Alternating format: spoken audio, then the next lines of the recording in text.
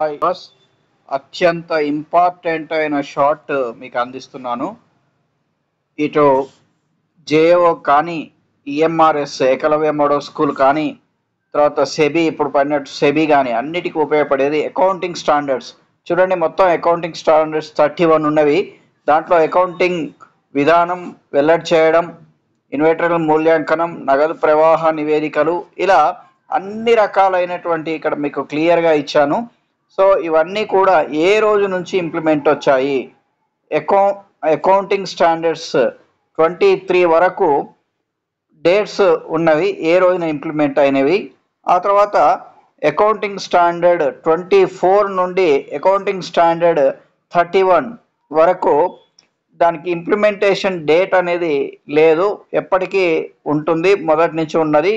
ఈ 23 accounting standards అనేవి ఆ డేట్స్ నుంచి రావడం జరిగింది. కాబట్టి ఇదంతా నోట్స్ రాసుకొని సక్సెస్ కావాలని ఆశిస్తూ ఆల్ ద బెస్ట్.